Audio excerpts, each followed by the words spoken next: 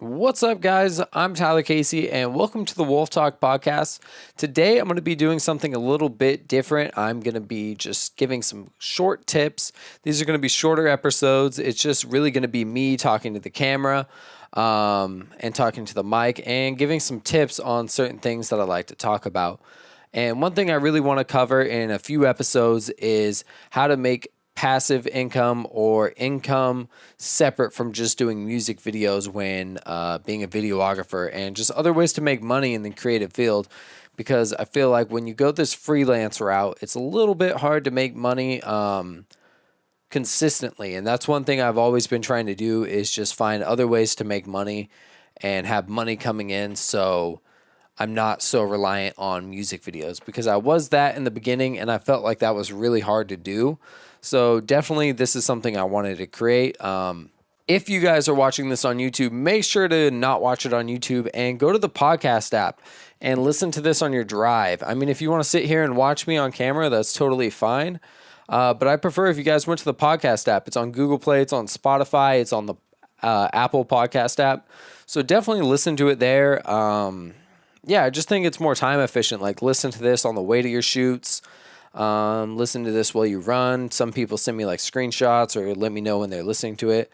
So I appreciate that. Maybe you're allowed to play it off YouTube and like do something else, but I don't know. If you sit there and watch me, that's on you. But yeah, I really make these so you guys, if you guys want to like consume some content instead of like sitting down and like watching my videos, you can really just do this on the go. But yeah, so yeah, those are some things that I want to talk about. So when I started out, I didn't have music videos all the time. It was a little bit hard because when I quit my job, like, I had a lot of music videos at the time, but then it slowed down. But earlier before that, I started shooting a lot of real estate videos. So how I got into some other stuff is I actually was on Craigslist. So I had an ad out on Craigslist and it just said like I did business videos, and I've never actually shot a business video. So this is pretty crazy. So I put in an ad saying that I do like videos for businesses, and I got like an email. Then I got in contact with this guy. He had a local consignment store. It was called Man Cave Consignment. It's shut down now, not because of me. They changed the name and they moved and whatnot. But basically, it's kind of like I guess it's kind of like a pawn shop type thing. But basically, I shot a video. I only charged him like $150, and honestly didn't have that much work to show. All I did before was like documentary type stuff for school. So this was like my first paid gig. And then from there I had that, and then he referred me to someone else. I did something for an ice cream shop.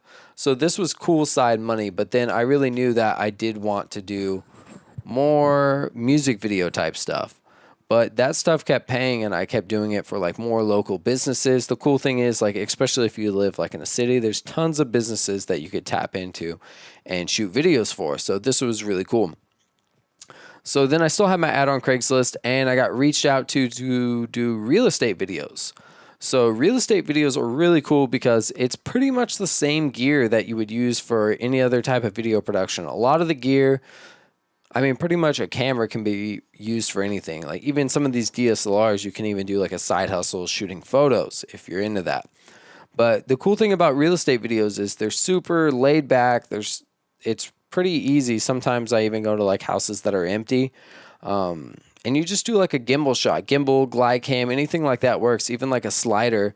And you can get creative with them. You can do like cool transitions. You could do titles, but you can charge a fair amount depending on how big the house is. You definitely need to, like, when starting out, I would say, is create like a good reel. Maybe find like a realtor who will work with you, and maybe you start out and maybe you don't get paid that much, and then build up a real estate reel. Like, maybe you'll get like some really sick houses and get like some really dope shots, and then you could pitch that to other realtors, and then you could put your services on Instagram or something along those lines. It's just something from the side.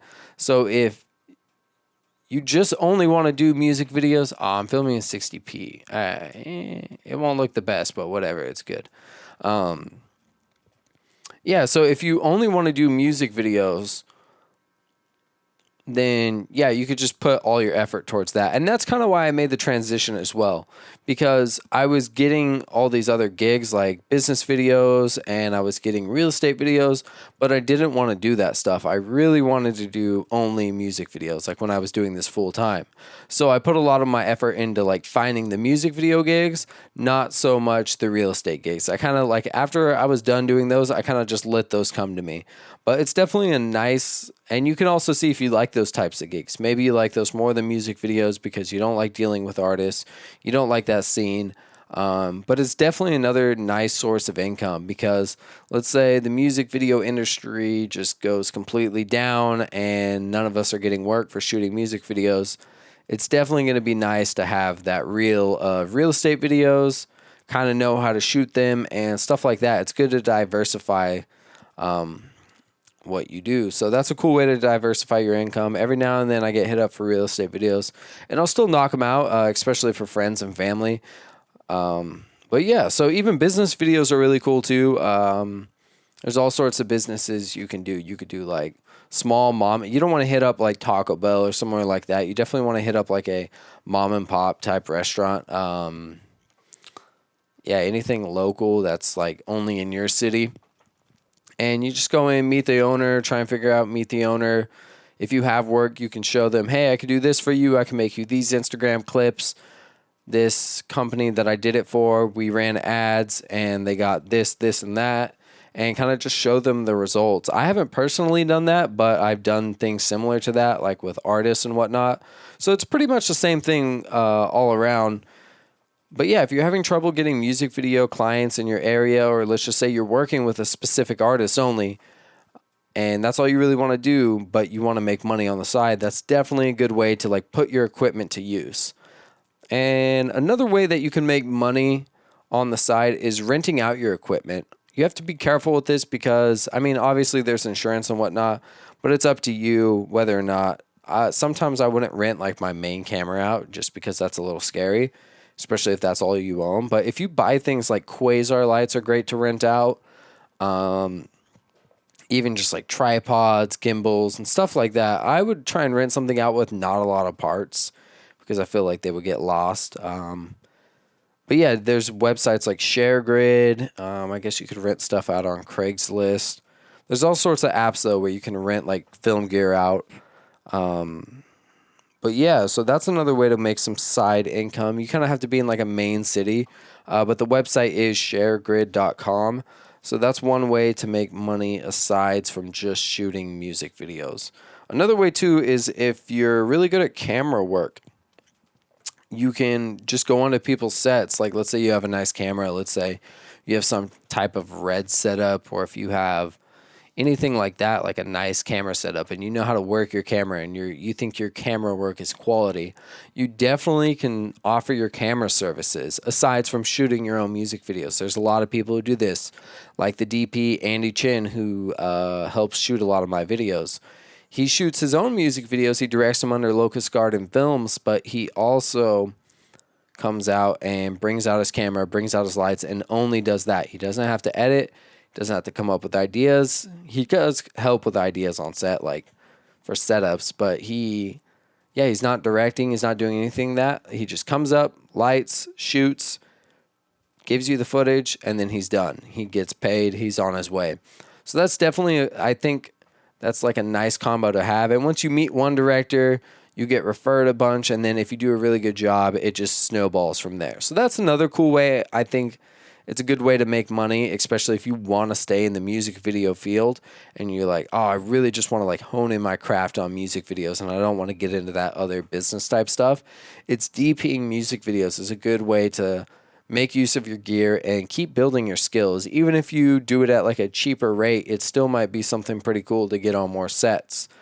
It's a little bit hard, I feel like, to make money off behind the scenes, because behind the scenes, I don't know, there's a lot of people willing to do it for free. So yeah, I feel like that's not a very good source of like side income. Sorry, I'm drinking coffee right now. But yeah.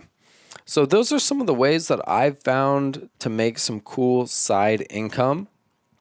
The third one that I'm probably going to get to more in another podcast, but that's also shooting YouTube videos. Build your personal brand. Build up your personal brand. So that's like building up, whether that's your production company, your brand, have your own YouTube channel, have your own Facebook page, and just once you build that up, then you could start using it as leverage to make money. So whether that's affiliate links, whether that's selling your own products, selling your own merchandise eventually, things like that. Eventually, you're going to be able to use that to your advantage. What's my ISO at? Is it 10,000? No, it's 1,000. So yeah, if you build up your personal brand large enough, you're definitely going to be able to make money on that. That's more of like a long-term type thing, but that's one thing you should do and be doing on the side as well. And it just helps you out get more clients in the long run. So that's why I started a YouTube channel, because I didn't want to solely just be doing music videos. I wanted to create something. And I also like helping people as well when it comes to like teaching. I always thought I was good at that. Let me know in the comments below if you guys do think I'm somewhat good at explaining on how to do things. Because when I was in film school and even just in like elementary school as well, I always felt like I was able. Goodness, I'm selling stuff on eBay and it's just going crazy. I don't know if you guys can hear that. But in elementary school and film school, like I remember like I was in an editing class and I'd be able to like knock stuff out super fast. And I was like in the advanced class and then I would always like enjoy just like helping out people new to Adobe Premiere and things like that, and just teaching people how to do stuff. So I felt like when I got onto YouTube, I was just able to knock those videos out just because I felt like that was a skill that I had. But yeah, so those are some ways that I've kind of seen that I can make some more income on the side. There's a lot of other ways that I'm going to talk about in future episodes, but let me know if you guys like these short-term type videos. I just asked on Instagram, so I'm going to see what you guys actually said. Let's see what people are saying. I asked the public. Someone said too many with Hatch. Fuck that guy. Yeah, he's... Bass Prod said long form so he can listen while I drive. Yeah, I think both are nice. The short term, I think, or the shorter content is always good because I feel like people have short attention spans.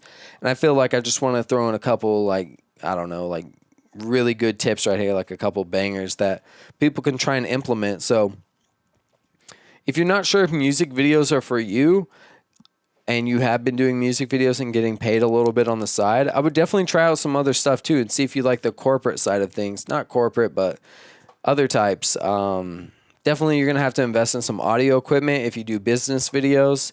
I could talk more about that, some audio equipment that I'd recommend. Definitely I like using Rode mics. I'm going to make a kit for this video, and basically I'm going to put in some stuff and I'm going to type out exactly why I would use this and how you would really use it for business videos or real estate videos, and I'll type out each one and why you would use it. But definitely with real estate videos, one thing that I've also offered as well is photos and video. If you have a camera that can offer both, there's also websites too that you can look up that will hire you. You have to be like an exclusive contract though, so that kind of screws you over from meeting other people. But there's websites that will hire you in your area to go out and shoot, and then you give them the footage and you don't have to edit. Editing real estate videos though is extremely easy, so I definitely recommend just doing it yourself and finding the clients. But yeah, definitely here's some tips for shooting real estate videos. You want to use a wide angle lens on the inside of the house. And you want to turn on all the lights in the house unless if there's like some weird stuff going on. I usually film in 4K 60 frames per second just so I can run through the house with the gimbal and just slow it down later if I need to. And yeah, in the inside of the house, all wide angle shots. Maybe if there's like some cool feature, you can zoom in and get a close up of it. Just smooth gimbal movements. That's pretty much all you need. On the outside of the house, you can use wide angle. But definitely make sure you get like a regular shot. So they say 24 millimeters is about like equivalent to our eyeball. So definitely get a shot of the house like that, which I don't know. It just like looks how the house is going to look in real life. So it's not like all weird and like sticking out. So that's one thing I always recommend. So I'll do all the video. I used to get tripod shots, but now the gimbal is pretty much like a tripod if you hold it still. And yeah, that's usually all I do. And then I run back through, take photos. I just offer simple photos. I'm not good at photos, but really I show the real estate agent like, hey, these are the photos that I can do. If you like them, I'll throw them in as well, and then I'll just charge them a little bit more. And then sometimes I do drone, but I do charge a lot more for drone. I'm not going to get into the part 107 or all that stuff about the drone. Yeah, I'm not going to get into that, but I'll bring someone on who knows more about that stuff than I do. But yeah, so those are some tips. Wide angle lens, and then just like a regular 24 or something for the outside. I don't know. You don't have to do that.